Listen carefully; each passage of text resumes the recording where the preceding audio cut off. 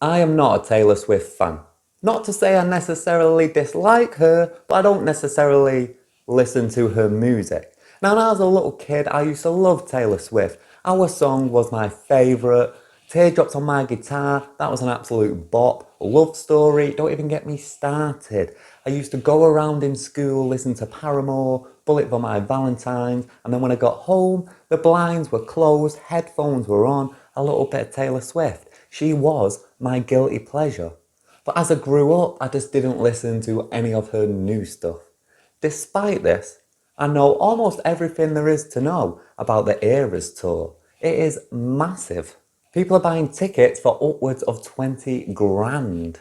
So I want to know what all the fuss is about. Now, seeing as I was such a fan as a kid and I did a little bit of research, and our song Teardrops on My Guitar, two of my absolute favourites, was on her first ever album, I thought the best way to see what all this Taylor Swift fuss is about was to listen to her new album.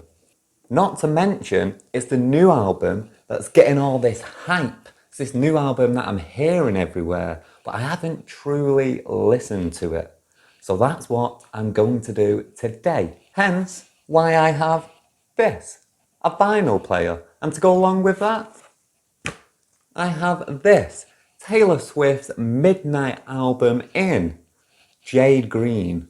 So for the next 44 minutes and 2 seconds, which is exactly how long this album is, I'm going to be intently listening to every single song and giving my opinion on it. I'm going to be ranking them all on my favourite to my least favourite, and at the end I'll be able to give my true opinion on whether I think they're good songs and whether I think the fuss is well deserved. So I've got 13 songs to listen to, but first and foremost, my first opinions. Now I think aesthetically speaking, this looks absolutely beautiful. Look at that, that's a lovely, lovely little photo of Taylor there. I love the retro vibe, you've got a little retro keyboard. I love these Polaroid-esque photos.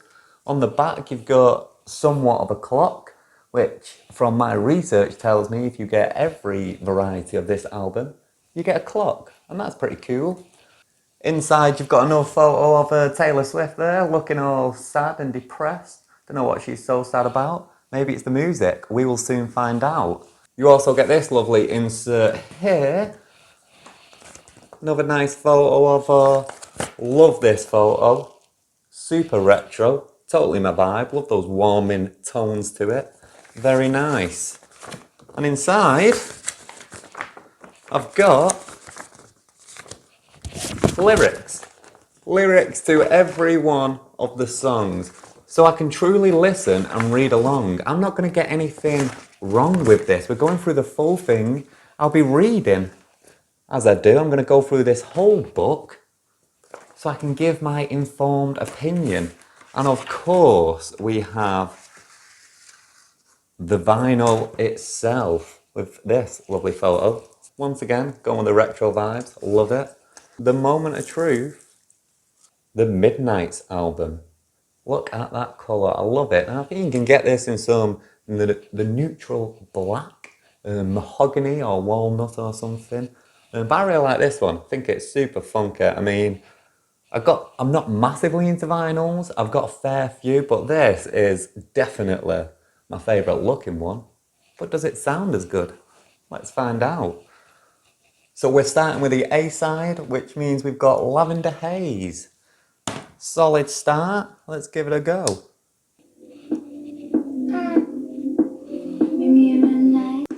It's also worth noting that I'm not actually going to play. I'm going to see how much of a song I can play, but, you know, as we know, Taylor Swift ain't the kindest when it comes to copyright, so I'm not about to get this video taken down. I'm not going to spend the next 44 minutes and 2 seconds of my life listening to this and the extra time it takes to give my opinion, to truly analyse every song and rate them, and then edit it all for you just for it to be taken down. So we'll see how far we get. But Lavender Haze, number one. Song number one, Lavender Haze, done. Obviously I've heard it before, never listened to it quite intently. It's got to be ranked first because it's the first song, right? Obviously. That's like the kind of song you'll listen to in the bath. I really like it. It's got this proper retro vibe to it, which, you know, goes well with, it's like if this was making a sound, this picture was making a sound, that's the sound it would be. Really like it. Number one, beautiful. Going in number two, we've got maroon.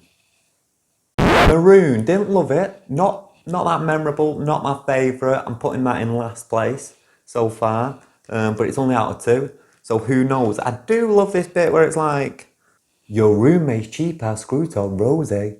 Love it. Love that line. Love the beat to that. Love the melody. But the song as a whole, not loving it. Now we're going in with Anti-Hero. Obviously another one I've heard before. It's absolutely everywhere, all over TikTok. Anti-Hero, good. I love it. You know, you can't complain. It's a good song. It's like a winter's night song. You know what I mean? Real cold outside, it's dark, and you're just listening to that near a fireplace if you've got the luxury. I love it. First place. What's next? What do we have next? Snow on the beach. Snow on the beach. Hated it at first, but then I liked it when it got in. You know, it took a while. And this whole like first section of it was absolutely boring.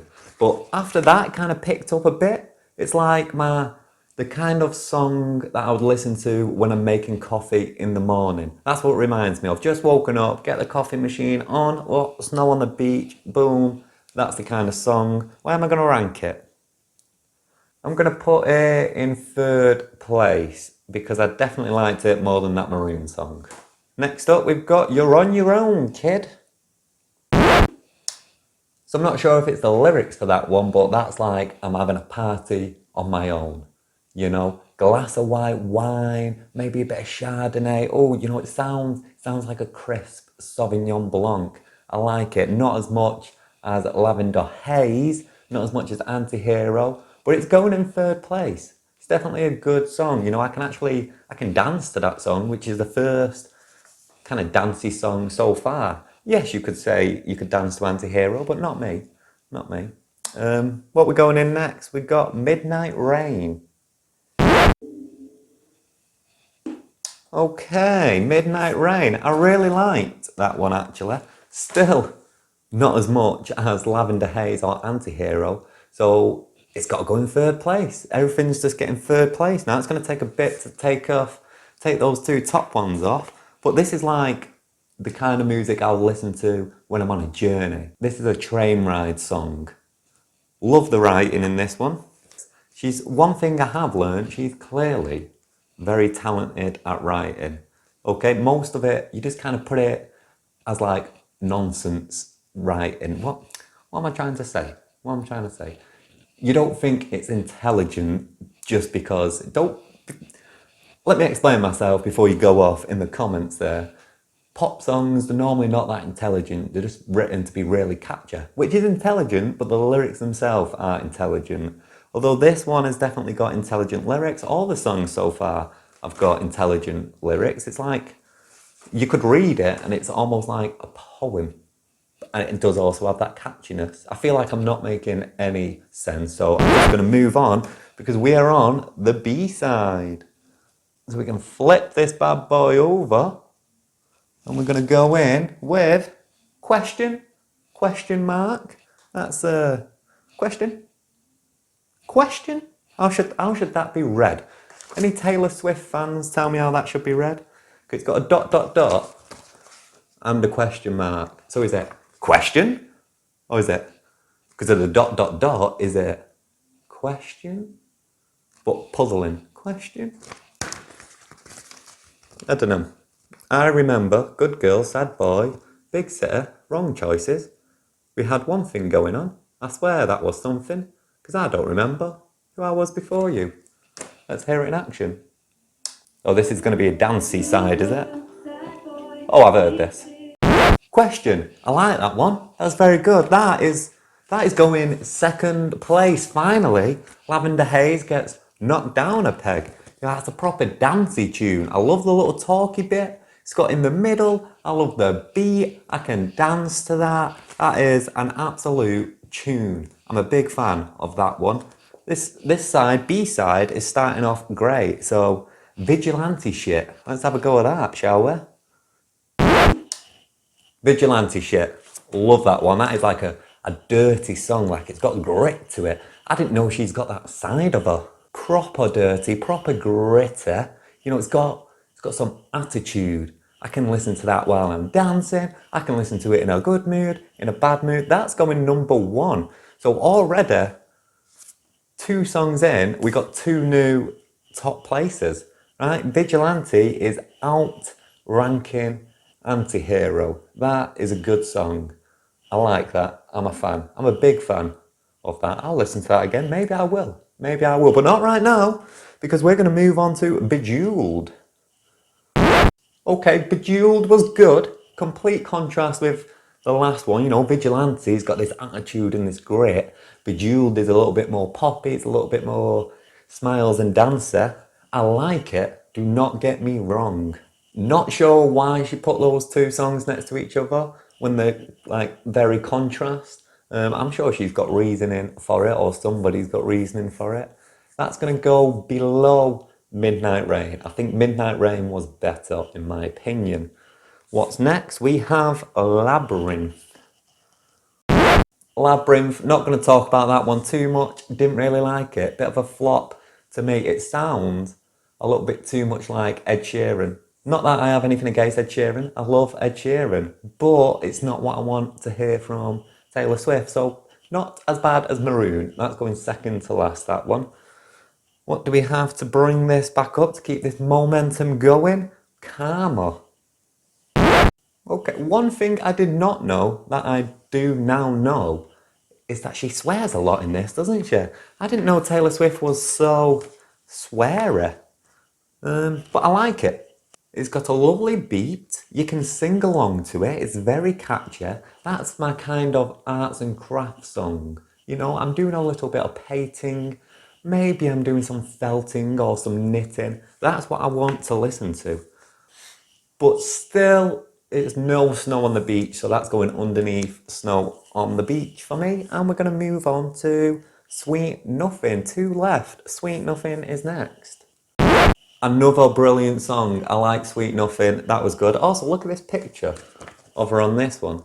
Look at that. So it's completely different, but how beautiful does she look there? Nice, right? Lovely picture. But I like that song. It is wonderful. It's a great song. Sweet Nothing, sweet everything. That reminds me of a spring walk. That's what I want to listen to while I'm on a spring walk through the park. That is good. Love the intro as well. Once again, great example of the fact that she is really good at writing. This whole intro bit. I spy with my little tired eye, tiny as a firefly, a pebble that we picked up last July. I'm no singer, and clearly I'm no music connoisseur, but amazing writing. Love the lyrics to that. Man, she got a gift for this lyrical stuff. You know, if she wasn't good at singing, she could definitely be successful being a writer. But with that being said, we are on to our last song, Mastermind.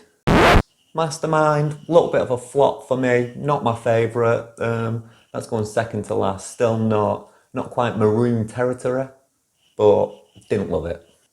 And there we are done. Now this is technically my 3rd Taylor Swift video I've done. I've done one, is Taylor Swift a good person, which I had to do loads of research into. I've done another with a timeline of Selena Gomez and Taylor Swift's friendship. But then that's when I realised I never really listened to her music. Now with the music, my head is just full of Taylor Swift knowledge. I think I know everything there is to know about this girl. It's riddled with Taylor Swift. I think I can undoubtedly say I am certified a Taylor Swift expert. So let's run through my final ranking. Now I've spent probably actually longer than the 44 minutes. I spent about an hour because I went back and listened to, I had to give my opinion. The ranking. We have Maroon in number 13th place. I did not like that song. I'm not a fan.